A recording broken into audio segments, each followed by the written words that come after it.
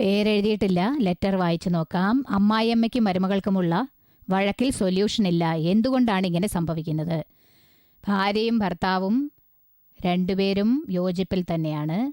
അവർക്ക് പ്രശ്നമില്ല. അമ്മായിയമ്മയ്ക്കും മരുമകൾക്കും എന്തുകൊണ്ടാണ് ശ്വാസം പോലും വിടാൻ സഹായിക്കാത്തത്? എന്തുകൊണ്ടാണ് അമ്മായിയമ്മ മരുമകളെ ശ്വാസം വിടാൻ പോലും സഹായിക്കാത്തത്?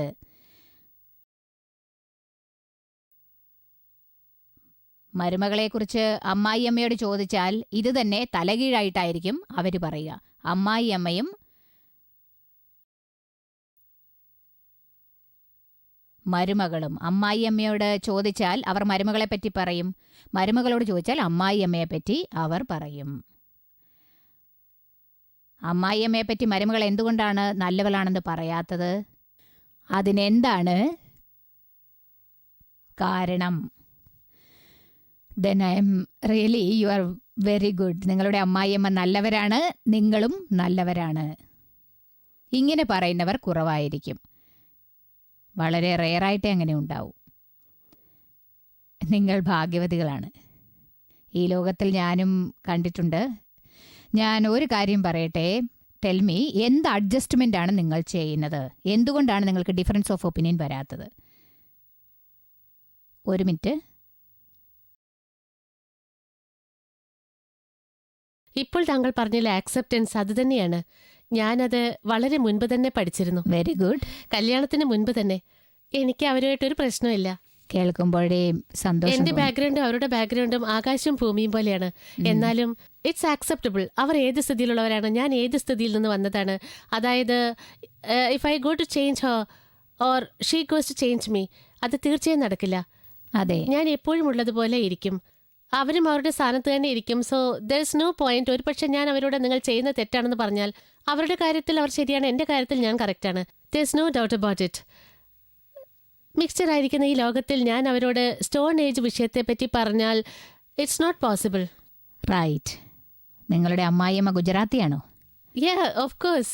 അപ്പോൾ നിങ്ങൾ ഗുജറാത്തി തന്നെയാണ്. ഗുജറാത്തി അല്ലേ?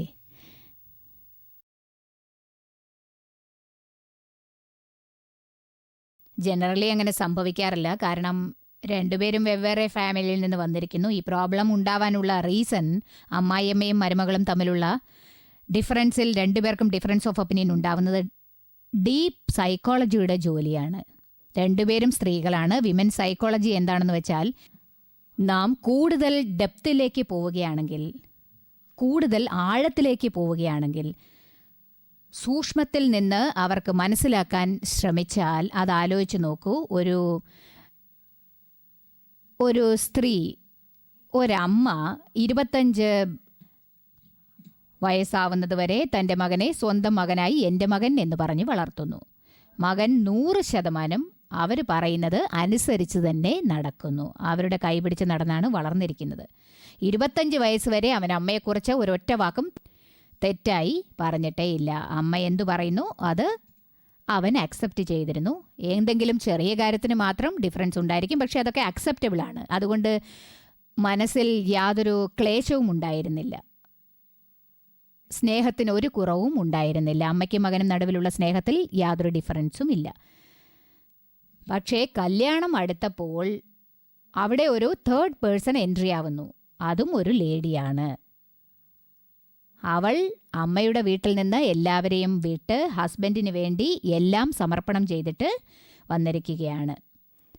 അവളെ സംബന്ധിച്ച് അവൾ വിവാഹം കഴിച്ചു വരുമ്പോൾ അവളുടെ സൈക്കോളജി എന്താണെന്ന് വെച്ചാൽ, ഏതൊരു പെണ്ണായാലും ശരി, എൻ്റെ വീട്, എൻ്റെ അമ്മ, എൻ്റെ അച്ഛൻ, എൻ്റെ ഭർത്താവ്, എൻ്റെ കുട്ടി, ഇങ്ങനെ ഈ വീട്ടിലുള്ള എല്ലാം എൻ്റേതാണ് എന്നൊരു ചിന്തയുണ്ടാവും. അവൾ ജനിച്ചു വളർന്ന വീടിനിയില്ല, അതാണ് എൻ്റെ വീടെന്ന് മനസ്സിലുണ്ടാവും. പക്ഷെ അവിടെ ഇവൾക്കൊരു റൈറ്റുമില്ല. അറ്റാച്ച്മെൻറ്റ് ഫുള്ളായിരിക്കും, പക്ഷേ റൈറ്റ്സ് ഇല്ല. ഇനി എല്ലാം ഇത് തന്നെയാണ്. അമ്മായിയമ്മയ്ക്ക് എന്താണ് തോന്നുക? വർഷങ്ങളോളം ഈ വീട്ടിലെ എല്ലാ കാര്യങ്ങളും ഞാനാണ് നോക്കി നോക്കി ചെയ്തുകൊണ്ടിരുന്നത്. ഈ വീട് എൻ്റേതാണ്, എൻ്റെ മകൻ എനിക്കുള്ളവനാണ്, ഈ വീടും എൻ്റേതാണ്. ഒരേ ഒരു പുരുഷന് വേണ്ടി 2 സ്ത്രീകളുടെ പൊസസീവ്നെസ് എന്തുമാത്രം, that's the biggest problem.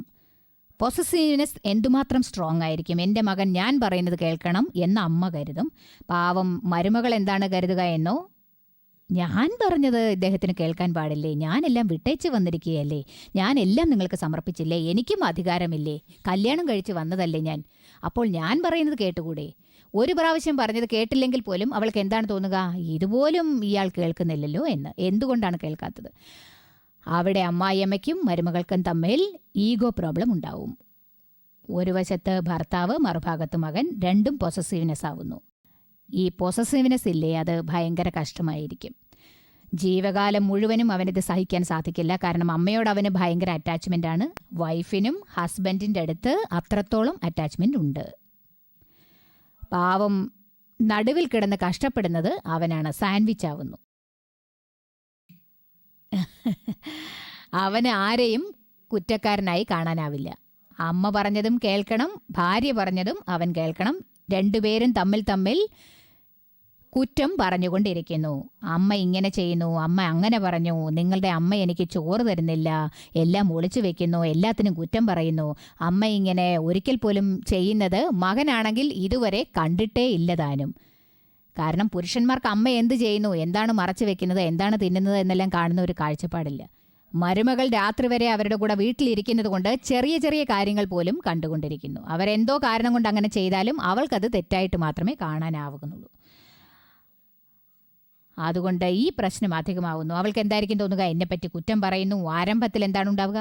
Wife ഭർത്താവിനോട് അമ്മായിയമ്മയെ പറ്റി കുറ്റം പറയാൻ തുടങ്ങുന്നു. അവനത് അക്സെപ്റ്റ് ചെയ്യാൻ പറ്റുന്നില്ല. ഒരിക്കലുമല്ല, എൻ്റെ അമ്മ അങ്ങനെയല്ല, നീയാണ് കുറ്റക്കാരി. ഉടനെ ഭാര്യ എന്ത് കരുതും? വൈഫ് എന്താണ് കരുതുക? ഞാൻ പറഞ്ഞത് കേൾക്കുന്നില്ല, അമ്മയുടെ പിടിയിൽപ്പെട്ടിരിക്കുക. അമ്മയോ മരുമകളെപ്പറ്റി മകൻ്റെ അടുത്ത് കംപ്ലൈൻറ്റ് ചെയ്യുന്നു. മോനെ, മരുമകൾക്ക് വായ്ക്ക് രുചിയായി ഒന്നും ഉണ്ടാക്കാൻ അറിയില്ല, അവളുടെ അമ്മ വളർത്തിയ ലക്ഷണം കണ്ടോ, ഒന്നും പഠിപ്പിച്ചിട്ടില്ല, അവളാണെങ്കിൽ കറണ്ട് വല്ലാതെ വേസ്റ്റ് ആക്കുന്നു, എത്ര പ്രാവശ്യം പറഞ്ഞാലും അവൾ ഒന്നും കേൾക്കുന്നേയില്ല, എന്നെ അനുസരിക്കുന്നില്ല. ഉടനെ അവൻ, എന്താമ്മേ ചെറിയ ചെറിയ കാര്യങ്ങളൊക്കെ അമ്മ വലുതായി കാണുന്നത്, വിട്ടേക്ക്, അവൾക്കൊന്നും അറിയില്ലെങ്കിൽ അമ്മ പഠിപ്പിച്ചു കൊടുക്ക്. അവൻ അമ്മ പറഞ്ഞത് കാര്യമാക്കുന്നില്ല. പുതിയ പെണ്ണ് വന്നു കയറിയ ഉടനെ അവളുടെ നെഗറ്റീവ്സ് എങ്ങനെയാ പറയുക? ഉടനെ അമ്മ എന്ത് കരുതും? ഇവൻ ഞാൻ പറഞ്ഞത് കേൾക്കുന്നില്ല, ഒരുപാട് മാറിപ്പോയി, ഭാര്യയ്ക്ക് തലയാട്ടിക്കൊണ്ടിരിക്കുകയാണ്. പാവം അവൻ രണ്ടുപേർക്കുമിടയിൽ സാൻഡ്വിച്ച് ആവുന്നു. അമ്മ പറഞ്ഞത് കേട്ടാൽ ഭാര്യ വിഷമിക്കും, ഭാര്യ പറഞ്ഞത് കേട്ടാൽ അമ്മ വിഷമിക്കും. അവന് രണ്ട് സൈഡും പ്രശ്നങ്ങൾ തന്നെയാണ്. അങ്ങനെ ഈ രണ്ട് സ്ത്രീകളെയും അവന് ടാക്കിൾ ചെയ്യാൻ സാധിക്കുന്നില്ല. That is the weakness. അവൻ്റെ വീക്ക്നെസ് ഇവിടെയാണുള്ളത്. അവന് മാത്രമായിട്ടൊരു അറിവില്ല, സ്ത്രീകളെ എങ്ങനെയാണ് ഹാൻഡിൽ ചെയ്യേണ്ടതെന്ന് അവന് അറിയില്ല.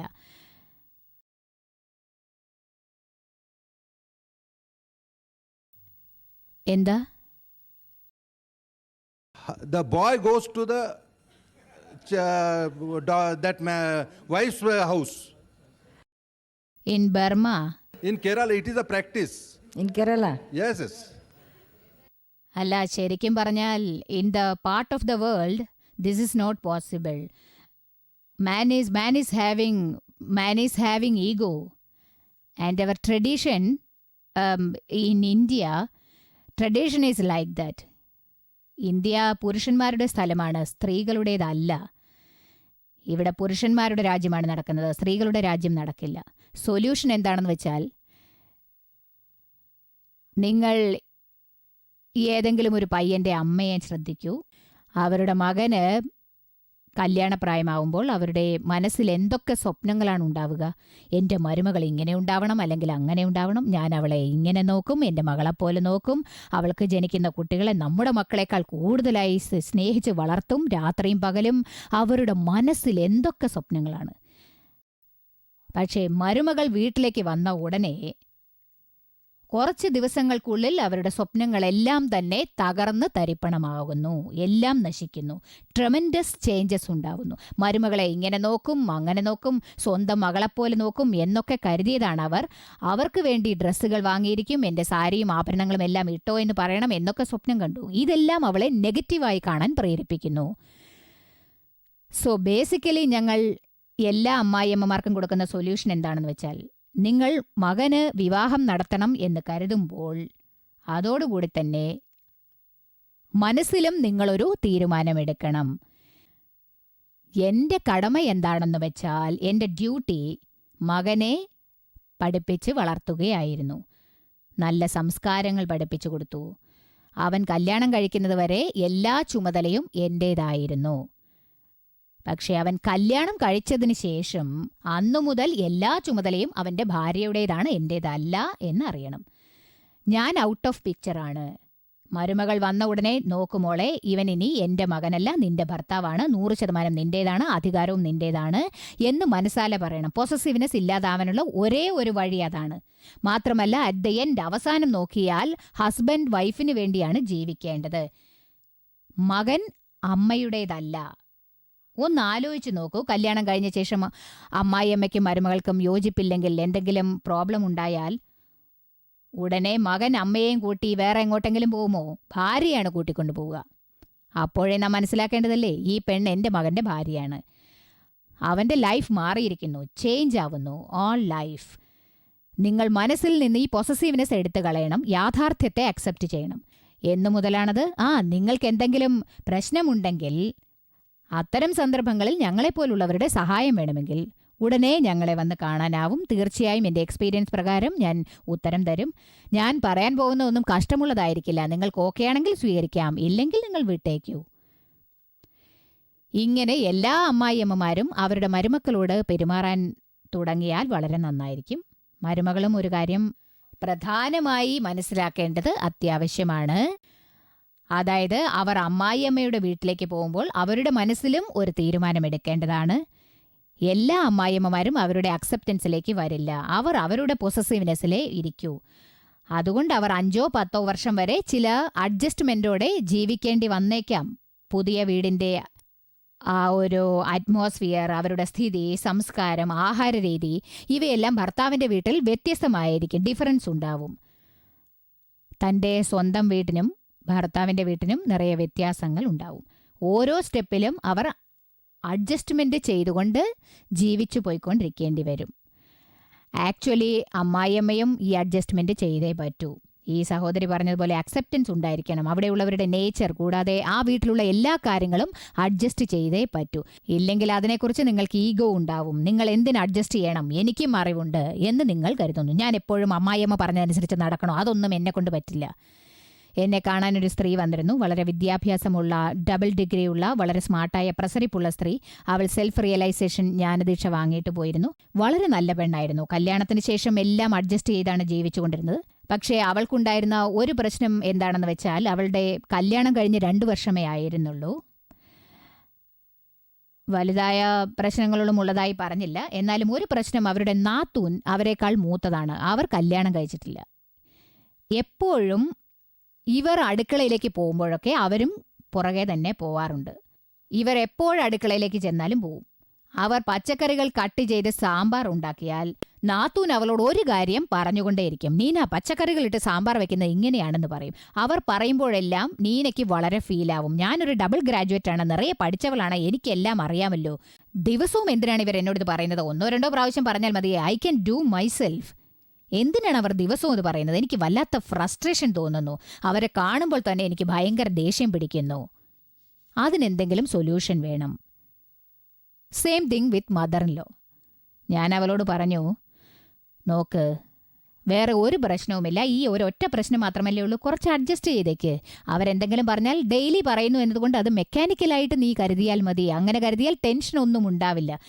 ഒരുപക്ഷെ തെറ്റ് ചെയ്താലും നീ ക്ലിയർ ചെയ്ത് പറഞ്ഞേക്കേ, നാത്തൂൻ അങ്ങനെ ചെയ്യാൻ പറഞ്ഞുകൊണ്ടാണ് ചെയ്തത്, നിങ്ങൾക്കെന്താ അതിന് ഛേദം? എന്തിനാണ് ഇതെല്ലാം വെറുതെ തലയിൽ കയറ്റി വെക്കുന്നത്? നിനക്ക് പാചകത്തെപ്പറ്റി എല്ലാം അറിയുന്നത് പോലെ എല്ലാം ഐ ക്യാൻ ഡു മൈസെൽഫ് എന്ന ഈഗോ കൊണ്ട് നടക്കേണ്ട കാര്യമില്ല. ഇത്തരം ചെറിയ ചെറിയ കാര്യങ്ങൾക്കൊക്കെ എന്തിനാണ് ഈഗോ? ഈഗോ ഉണ്ടെങ്കിൽ തന്നെ അത് വലിയ എന്തെങ്കിലും കാര്യത്തിനാവണം, അഭിമാനിക്കത്തക്ക കാര്യത്തിനായിരിക്കണം. വെറുതെ സാമ്പാർ ഉണ്ടാക്കുന്ന കാര്യത്തിനൊക്കെ അത് കാണിക്കരുത് എന്ന് പറഞ്ഞു. അപ്പോഴാണ് അവൾക്ക് മനസ്സിലായത്, താങ്കൾ പറഞ്ഞത് ശരിയാണ്. ചെറിയ ചെറിയ കാര്യങ്ങൾക്കൊക്കെ ഈഗോ ഉണ്ടായാൽ ഈ യോഗ എത്ര ചീപ്പായിരിക്കും എന്നറിയാമോ നിങ്ങൾക്ക്? വലിയ കാര്യങ്ങൾ, റോയൽ കാര്യങ്ങൾ, പോസിറ്റീവ് വിഷയമാണെങ്കിൽ ശരി, പോയാൽ പോട്ടെ എന്ന് കരുതി അത് പോസിറ്റീവായ റിലേറ്റീവാണ് എന്ന് വിട്ടേക്കാം. അത്ര ചീപ്പാണത്. അവൾക്കത് നന്നായി മനസ്സിലായി. അതിനുശേഷം അവൾക്ക് യാതൊരു പ്രശ്നവും ഉണ്ടായിട്ടില്ല. അവരെന്തു പറഞ്ഞാലും അവൾ അതെല്ലാം മെക്കാനിക്കലായിട്ട് എടുക്കാൻ ആരംഭിച്ചു. നല്ലതോ ചീത്തയോ അവരെന്തു പറഞ്ഞാലും അവൾ അത് തന്നെ ചെയ്തു. അവൾ പറഞ്ഞു, അഡ്ജസ്റ്റ്മെന്റോടെ സ്നേഹത്തോടെ മൗനമായിരുന്നത് കൊണ്ട്, 15 ദിവസം അവരോട് എതിർത്തൊന്നും പറയാതിരുന്നത് കൊണ്ട് അവർക്ക് എന്തു തോന്നിയോ അവർ പറയുന്നതൊക്കെ നിർത്തി. ഇപ്പോൾ സ്വസ്ഥതയുണ്ട്. ഇത് ഈഗോ കാരണം ഉണ്ടാവുന്നതാണ്. ഈഗോ തലയിൽ കയറി നിൽക്കുന്നു. നിങ്ങളുടെ ഈഗോ 0 ആയാൽ നമ്മുടെ മുന്നിലുള്ളവർക്ക് എത്ര നേരം പിടിച്ചു നിൽക്കാനാവും? ഞങ്ങൾ അങ്ങനെ ചെയ്യൂ എന്ന് എൻ്റെ കൂടെ ഈഗോയും ഒരുമിച്ച് വെച്ചുകൊണ്ടിരുന്നാൽ അതേ മൂമെന്റിൽ ഞാൻ എൻ്റെ ഈഗോയെ 0 ആക്കും. കൂടാതെ അപ്പ് ഡൗൺ എന്ന് അതിനെ കൺട്രോൾ ചെയ്ത് വെക്കും. എവിടെയാണോ വേണ്ടത് അവിടെ അത് യൂസ് ചെയ്യണം. ആരുടെയും മുന്നിൽ നാം അത് യൂസ് ചെയ്യാൻ പാടില്ല. എന്തെങ്കിലും ജോലി ചെയ്യുകയാണെങ്കിൽ പോലും അത് ശരിയായ രീതിയിൽ ചെയ്തു തീർക്കണം. ഈഗോ ഉണ്ടായാലും അത് നാം ശരിയായ വിധത്തിൽ ചെയ്താൽ തീർച്ചയായും നല്ല റിസൾട്ട് കിട്ടും. അത് നിങ്ങൾക്ക് ഹെൽപ്ഫുൾ ആയിരിക്കും. പക്ഷേ ആരുടെയെങ്കിലും മുന്നിൽ ഈ ഈഗോ ഉണ്ടായാൽ അത് ദയവ് ചെയ്ത് അടക്കണം. ഇല്ലെങ്കിൽ രണ്ടുപേരുടെയും ഈഗോയുടെ കണക്ക് പ്രകാരം പ്രശ്നങ്ങളുണ്ടായി അതിൻ്റെ കൂടെ കോൺഫ്ലിക്റ്റും ക്രിയേറ്റ് ആവും. എപ്പോഴും 0 ഉണ്ടാവണം. ഇത് 100-200 എന്ന അളവ് വരെ പോവാം. പക്ഷെ അതിനെ 0 ലെവലിൽ വെച്ചാൽ അത് 100% 0 തന്നെ ഉണ്ടായിരിക്കും. എപ്പോഴും നിങ്ങൾ അതിനെ 0 തന്നെ വെക്കണം. ഇതിന് നിങ്ങൾക്കൊരു വിഷൻ ഉണ്ടാവണം. എങ്ങനെയാണ് അതിനെ ടാക്കിൾ ചെയ്യേണ്ടതെന്ന് അറിയണം. അപ്പോൾ തീർച്ചയായും അതിൽ നിന്ന് നിങ്ങൾക്ക് പുറത്തു കടക്കാം. അമ്മായിയമ്മയും ഈ കാര്യം അക്സെപ്റ്റ് ചെയ്തേ തീരൂ. ഞാനൊരിക്കൽ ഒരു ആദിവാസികൾ വസിക്കുന്ന ഗ്രാമത്തിൽ പോയിരുന്നു. ഗുജറാത്തിലാണുള്ളത്. ഞങ്ങളവിടെ പോയിരുന്നു. വളരെ ചെറിയ ഒരു ഗ്രാമമാണ്. ശരിക്കും പറഞ്ഞാൽ ടോയ്ലറ്റ് പോലുമില്ല, അത്രയും ചെറിയ ഗ്രാമം. ഞങ്ങൾ ഒരിക്കൽ അവിടെ പോയിരുന്നു. അവിടെ ധാരാളം ജനങ്ങൾ വന്നിരുന്നു. അതിൻ്റെ അടുത്തുള്ള വഡോദര സിറ്റിയിൽ നിന്ന് ഞങ്ങളെ കാണാനും ജ്ഞാനദീക്ഷ വാങ്ങാനും വേണ്ടിയാണ് എല്ലാവരും വന്നിരുന്നത്. വളരെ ചെറിയ ഗ്രാമമാണെങ്കിലും ഇതിൽ അവർക്ക് വളരെയധികം താല്പര്യമുണ്ടായിരുന്നു. ഞങ്ങളവിടെ ഒരു പ്രോഗ്രാം ചെയ്തു. മറ്റെല്ലാ ഗ്രാമത്തിലും ചെയ്തതുപോലെ തന്നെ അവിടെയും നടത്തി. അവിടെ ഒരു പ്രോഗ്രാം നടത്തിയതാണ്. മറ്റെല്ലാ ഗ്രാമത്തിലും ഉള്ളതുപോലെ തന്നെയാണ് അവിടെ നടത്തിയിരുന്നത്. അവിടെ ഒരു മരുമകൾ വന്നിരുന്നു, അമ്മായിയമ്മയും കൂടെ വന്നിരുന്നു. രണ്ടുപേരും സമ്മേളനത്തിന് വന്നതാണ്. അപ്പോൾ അവിടെ മരുമകൾ അവരുടെ എക്സ്പീരിയൻസ് എന്നോട് പറയുകയുണ്ടായി. ആയിരക്കണക്കിന് ജനങ്ങളുണ്ടായിരുന്നു. എല്ലാവരുടെയും മുന്നിൽ വെച്ച് ആദിവാസിയാണ്, ഒരല്പം പോലും പഠിക്കാത്തവൾ. മരുമകൾ സ്വന്തം വീടിനെക്കുറിച്ച് വളരെ പുകഴ്ത്തി പറഞ്ഞു. അവൾ പറഞ്ഞു, അമ്മായിയമ്മ മരുമകൾ ക്വസ്റ്റ്യൻ റൗണ്ടിൽ സ്വന്തം എക്സ്പീരിയൻസ് പറഞ്ഞതാണ്. ഞാൻ കല്യാണം കഴിഞ്ഞ് ഇവിടെ വന്നപ്പോൾ എനിക്കും എൻ്റെ അമ്മായിയമ്മയ്ക്കും ഒറ്റ കാര്യത്തിൽ പോലും യോജിപ്പില്ലായിരുന്നു. സത്യത്തിൽ എനിക്ക് ഇവിടെ വന്നതിന് ശേഷം സ്കിൻ ഡിസീസ് ഉണ്ടായി. എൻ്റെ അമ്മായിയമ്മ എന്നെ വല്ലാതെ ഉപദ്രവിച്ചു, എൻ്റെ ഭർത്താവിനെയും കഷ്ടപ്പെടുത്തി. ഇവളെ പറഞ്ഞയച്ച് വേറെ മരുമകളെ കൊണ്ടുവരണം എന്ന് പറഞ്ഞു. ഞങ്ങളുടെ ഗ്രാമത്തിൽ ഇങ്ങനെ നടക്കുന്നത് സാധാരണയാണെന്ന് പറഞ്ഞു. അത് കേട്ടപ്പോൾ എനിക്ക് സഹിക്കാനാവാത്ത ദേഷ്യം വന്നു. എനിക്കിത് തീരെ പിടിച്ചില്ല. പക്ഷേ എന്ത് ചെയ്യാനാ, അങ്ങനെയാണ് ഇവിടെ നടക്കുന്നത്. ഭർത്താവോ ഒരളവ് ബുദ്ധിശാലിയാണെങ്കിൽ അതിന് സമ്മതിക്കാതെ ജീവിക്കാം. അവർ 2ാം കല്യാണത്തിന് മകനെ നിർബന്ധിക്കുകയുണ്ടായി. അങ്ങനെ പറഞ്ഞപ്പോഴേ അവളുടെ ഡിസീസ് ശരിയായി. പക്ഷെ അവൾക്ക് വേദന ഒരല്പം പോലും കുറഞ്ഞില്ല. പിന്നീട് മരുമകൾ വന്ന് ജ്ഞാനദീക്ഷ എൻ്റെ അടുത്ത് നിന്ന് എടുത്തു. ജ്ഞാനദീക്ഷ വാങ്ങിയ ശേഷം ജ്ഞാനം എന്നാൽ സെൽഫ് റിയലൈസേഷൻ. ഞാൻ ആത്മാവാണ്, ഇത് ശരീരമല്ല, ഇത് വേറൊന്നുമല്ല. ഈ ലൈൻ ഓഫ് ഡിമാർക്കേഷൻ താഴെ വീണതിന് ശേഷം എന്ത് സംഭവിച്ചാലും ഓട്ടോമാറ്റിക്കായി കൺട്രോളബിൾ ആവുന്നു. അമ്മായിയമ്മയോട് എങ്ങനെയാണ് നടക്കേണ്ടത് എന്നതിനെപ്പറ്റി അവരുടെ എക്സ്പീരിയൻസ് എന്നോട് പറഞ്ഞു. അവർ എന്നെ കാണാൻ കൂടുതൽ വരാറില്ല. അവരുടെ അടുത്ത് പൈസ അധികം ഇല്ലാത്തതുകൊണ്ട് ഇത്രയും ദൂരം വരാൻ പറ്റില്ല. ഞങ്ങൾക്കും അത്രയും ദൂരം പോകാൻ പറ്റില്ല. വർഷത്തിൽ 1-2 പ്രാവശ്യമേ പോകൂ. അവർ ഞങ്ങളുടെ സമ്മേളനങ്ങളെപ്പറ്റി കേട്ട് TV-യിലും കേട്ട് അവരുടെ മനസ്സിൽ ഇങ്ങനെ ഒരു കോൺഫിഡൻസ് വളർന്നിട്ടുണ്ടായിരുന്നു. അതുകൊണ്ട് അവർ അമ്മായിയമ്മയുടെ കാര്യത്തിൽ എന്താണ് ചെയ്തത് എന്നറിയാമോ? ഞാനും അമ്മായിയമ്മയും തമ്മിലുള്ള പ്രശ്നം 100% സോൾവ് ചെയ്തേ തീരൂ എന്ന് പറഞ്ഞ് ജ്ഞാനദീക്ഷ വേണം എന്ന് പറഞ്ഞു. അവർ വളരെയധികം വിഷമിച്ചിരുന്നു. അമ്മായിയമ്മയെക്കുറിച്ച് എന്തൊക്കെ തെറ്റായി കരുതിയോ അതിനൊക്കെ മനസ്സ് വിഷമിക്കുകയുണ്ടായി. കുറേ കാര്യങ്ങൾ പറഞ്ഞു. അമ്മായിയമ്മയെ കുറിച്ചുള്ള എല്ലാ തെറ്റിദ്ധാരണകളും മനസ്സിൽ നിന്ന് അകറ്റി. പക്ഷേ അമ്മായിയമ്മ അങ്ങനെയല്ല. അവരങ്ങനെ തന്നെയായിരുന്നു. പെട്ടെന്ന് അവർ അസുഖം വന്ന് കിടപ്പിലായി. 2 വർഷം കിടന്ന കിടപ്പിലായി. അവർക്ക് വേണ്ടതൊക്കെ മരുമകളാണ് ചെയ്തത്. അവരുടെ ജീവിതത്തിൽ അവളില്ലാതെ പറ്റില്ല എന്നുള്ള ഗതിയായി. സ്നേഹത്തോടെ ജീവിച്ചു. ഞാൻ അവളോട് ചോദിച്ചു, എങ്ങനെയാണ് നീ ഇതൊക്കെ ചെയ്തത്? എന്ത് അണ്ടർസ്റ്റാൻഡിങ്ങിലാണ് ഈ കാര്യങ്ങളൊക്കെ അവർക്ക് ചെയ്തത് എന്ന് ചോദിച്ചു. ഉടനെ അവൾ വളരെ നല്ലൊരു ഉത്തരം പറഞ്ഞു. ഞാൻ ഒരേ ഒരു കാര്യം ആലോചിച്ചു. എനിക്കിതിൽ നിന്ന് വിമോചിതയാവണം. വിരോധമുണ്ടാവാൻ പാടില്ല. എനിക്ക് മോക്ഷത്തിലേക്ക് പോകണം. അപ്പോഴേ എനിക്ക് അമ്മായിയമ്മയെ ശുശ്രൂഷിക്കാനുള്ള സന്ദർഭമുണ്ടാവൂ. ഇങ്ങനെയുള്ള കർമ്മദോഷമുണ്ടായാൽ ഞാനത് നല്ല രീതിയിൽ ചെയ്തു തീർക്കും. അപ്പോഴേ അതിൽ നിന്ന് പുറത്തു കിടക്കാനാവൂ. ഇല്ലെങ്കിൽ ഈ കർമ്മദോഷം കൊണ്ട് കഷ്ടപ്പെടേണ്ടത് ഞാനായിരിക്കും എന്ന് പറഞ്ഞു. ഒരു ഗ്രാമത്തിൽ ഒന്നും പഠിക്കാത്ത ഒരു പെണ്ണ് എത്ര നന്നായി തിങ്ക് ചെയ്തിരിക്കുന്നെന്ന് കണ്ടോ. ഞാനൊരല്പം പോലും മുഖം കോട്ടാതെ അവരെ ശുശ്രൂഷിക്കണമെന്ന ആഗ്രഹത്തോടെയാണ് ശുശ്രൂഷിച്ചത്. അതിൻ്റെ ഫലം എന്താണ് എന്ന് വെച്ചാൽ അമ്മായിയമ്മ ടോട്ടലായി സറണ്ടറായി. അങ്ങനെ ഒരു വ്യാധി ഉണ്ടായാൽ എല്ലാവരും ദൂരേക്ക് ഓടിപ്പോകാറുണ്ട്. അങ്ങനെയുള്ള ഒരു സമയത്ത് ഇങ്ങനൊരു ശുശ്രൂഷ ചെയ്താൽ ആരാണ് സറണ്ടർ ആവാത്തത്? ആ സമയത്ത് ചെയ്ത സഹായമാണ് അവരുടെ മനസ്സ് മാറ്റിയത്. അമ്മായിയമ്മയും ഞാൻ ദീക്ഷ വാങ്ങിച്ചു. വളരെ വയസ്സായ സ്ത്രീയാണ്. അമ്മായിയമ്മയും പറയാൻ ആരംഭിച്ചു, ഞാൻ അവളോട് ഇതുവരെ വളരെ മോശമായിട്ടാണ് പെരുമാറിയിരുന്നത്. പക്ഷേ ഇപ്പോൾ അവളെ ഞാൻ എൻ്റെ സ്വന്തം മകളെക്കാൾ കൂടുതലായി സ്നേഹിക്കുന്നുണ്ട്. ഉടനെ അവളും എൻ്റെ അമ്മയേക്കാൾ ഞാൻ ഇവരെ കൂടുതൽ സ്നേഹിക്കുന്നു എന്ന് പറഞ്ഞു. ഞാൻ അവളോട് അവരെ അമ്മയെപ്പോലെ സ്നേഹിക്കണം എന്നെങ്ങനെയാണ് തോന്നിയത് എന്ന് ചോദിച്ചു. അമ്മായിയമ്മയെ അമ്മയെപ്പോലെ? മരുമകൾ അതിന് ഉത്തരം പറഞ്ഞു. ഞാൻ വളരെ ആലോചിച്ചു. എൻ്റെ അമ്മായിയമ്മയുടെ മകൾ കല്യാണം കഴിച്ച് എത്രയോ ദൂരത്ത് ജീവിതം നയിച്ചുകൊണ്ടിരിക്കുകയാണ്. അവൾക്ക് അത്രയും ദൂരത്ത് നിന്ന് ഇവിടം വരെ വന്ന് തൻ്റെ അമ്മയെ ശുശ്രൂഷിക്കാൻ ഒരിക്കലും സാധിക്കില്ല. ഞാനും എൻ്റെ അമ്മയെ വിട്ട് ഇത്രയും ദൂരം വന്നിരിക്കുന്നു. എൻ്റെ അമ്മ എത്ര ദൂരെയാണുള്ളത്. ഇവരുടെ മകളും എവിടെയോ ആണ്, ഞാനും എവിടെയാണുള്ളത്. ഞങ്ങൾ രണ്ടുപേരുമാണ് ഒരുമിച്ചിരിക്കുന്നത്. ഇപ്പോൾ ഇവർ തന്നെയാണ് എൻ്റെ അമ്മ, ഞാനാണ് ഇവരുടെ മകൾ. ഇവർക്ക് ആരാണുള്ളത്? ഇവരുടെ മകൾ ഇവിടെ ഇല്ല, എൻ്റെ അമ്മയും ഇവിടെ ഇല്ല. പിന്നെ ഞങ്ങൾ എന്തുകൊണ്ട് അമ്മയും മകളെയും പോലെ ജീവിച്ചുകൂടാ എന്ന് ചോദിച്ചു. ഒരേ വീട്ടിലല്ലേ ഉള്ളത്.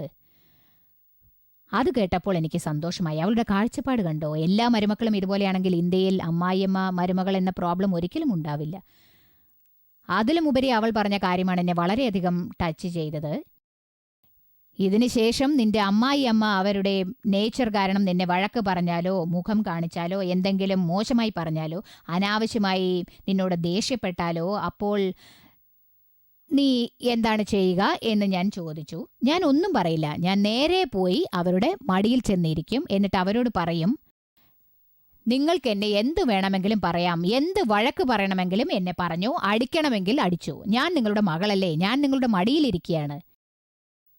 ഇതുപോലെയുള്ള ഒരു എളിയ വഴിയിൽ ഒരു മരുമകൾ ഇരുന്നാൽ ഒരമ്മായിയമ്മ സന്തോഷപ്പെടാതിരിക്കുമോ? പറയൂ. അപ്പോൾ ഞാൻ പറഞ്ഞു, നീ ഗ്രേറ്റ് ആണ്. വിദ്യാഭ്യാസം ഇല്ലാത്തവളായിരുന്നാലും ശരിക്കു പറഞ്ഞാൽ അവളൊരു ആദിവാസിയാണ്. ആദിവാസികൾക്കൊക്കെ ഈ സെക്കൻഡ് മാരേജ് എന്നത് വളരെ സാധാരണയാണ്. മാംസം ഭക്ഷിക്കും, മദ്യപിക്കും, സ്ത്രീകളുമായി ബന്ധപ്പെടലും സാധാരണയാണ്. എന്തു വേണമെങ്കിലും ചെയ്യാം. ആദ്യമായി ഞാൻ ആ ഗ്രാമത്തിലേക്ക് പോയപ്പോൾ കുറഞ്ഞത് 40-50 പേർ എൻ്റെ അടുത്ത് വന്ന് ജ്ഞാനദീക്ഷ വാങ്ങിച്ചിരുന്നു. അപ്പോൾ അവർക്ക് ഒരു കാര്യം അറിയില്ല, നോൺ വെജിറ്റേറിയൻ കഴിക്കാൻ പാടില്ല, ഹിംസിക്കരുത് എന്നുള്ളത്. അവർ പറഞ്ഞു, ഞങ്ങൾ ആത്മാവാണ്, ശുദ്ധാത്മാവ് കഴിക്കരുതെന്ന് പറഞ്ഞാലും കഴിക്കുന്നു, അതുകൊണ്ട് കഴിച്ചോട്ടെ എന്ന് വിടുകയാണ്. എന്ത് ചെയ്യാനാ? അവർക്കുള്ള അറിവ് കൊണ്ട് ഞാൻ പറഞ്ഞത് തലകീഴായി എടുത്തു. അതിനുശേഷം ഞങ്ങളുടെ ആൾക്കാർ അവിടെ പ്രോഗ്രാം നടത്താനായി പോയിരുന്നു. അപ്പോൾ അവർ പറഞ്ഞ ന്യൂസ് കേട്ട് ഞാൻ ഞെട്ടിപ്പോയി. താങ്ങാനായില്ല. അങ്ങനെ ചെയ്താൽ മഹാപാപമാണ്, അത് വലിയ പാപമാണ്, നാം മോക്ഷത്തിലേക്ക് പോവണ്ടേ, എന്തൊക്കെയോ പറഞ്ഞു. നിരുമാജി ഈ ഗ്രാമത്തിലേക്ക് വരും, നിങ്ങൾ ഇങ്ങനെയൊക്കെ ചെയ്യുന്നത് കണ്ടാൽ അവർ വിഷമിക്കും. അവരിതിനെപ്പറ്റി കേട്ടാൽ നിങ്ങളെ കാണാൻ ഈ ഗ്രാമത്തിലേക്ക് പിന്നെ വരികയില്ല, തീർച്ചയായും വരില്ല. അയ്യോ, അങ്ങനെയാണോ? ഞങ്ങൾ മാംസം കഴിക്കുന്നു, മദ്യപിക്കുന്നു, അതുകൊണ്ട് നമ്മുടെ ഗ്രാമത്തിലേക്ക് നിരുമാജി വരില്ലേ? അതെ, വരില്ല. അവർ അവരുടെ മനസ്സിനകത്ത് തന്നെ പറഞ്ഞു. അന്നാണെങ്കിൽ ആ ഗ്രാമത്തിൽ ഉള്ളവർക്കെല്ലാം അന്ന് ഹോളിയായിരുന്നു. നമുക്ക് ഹോളി എന്നാണ്, അന്നാണ് അവർക്കും ഹോളി. ആ ഗ്രാമത്തിൽ ഉള്ളവരെല്ലാവരും മദ്യക്കുപ്പികൾ ചവറ്റുകൊട്ടയിൽ വലിച്ചെറിഞ്ഞു. നിരുമാജി നമ്മുടെ ഗ്രാമത്തിലേക്ക് വരുന്നു, അതുകൊണ്ട് ഇനി ഇവിടെ ഇതൊന്നും പാടില്ല എന്നൊരു തീരുമാനം എടുത്തു. ഇത് കേട്ടപ്പോൾ എനിക്ക് സന്തോഷമായി. അവിടെ ചെന്നു. അവിടെ ഉണ്ടായിരുന്നവരൊക്കെ ജ്ഞാനദീക്ഷ വാങ്ങിച്ചു. അതൊരു ആദിവാസി ഗ്രാമമാണ്. അവർക്ക് വിദ്യാഭ്യാസമൊന്നുമില്ല, അവർക്ക് പഠിപ്പൊന്നുമില്ലെങ്കിലും അവരുടെ മനസ്സില്ലേ, അത് അവർക്ക് നല്ല വഴികാട്ടിയായി. അവരെ നല്ല വഴിയിലേക്ക് കൊണ്ടുവന്നു. അങ്ങനെ ഈ അമ്മായിയമ്മ മരുമകൾ പ്രശ്നം ഇല്ലാതാക്കാൻ എത്രയോ വഴികളുണ്ട്.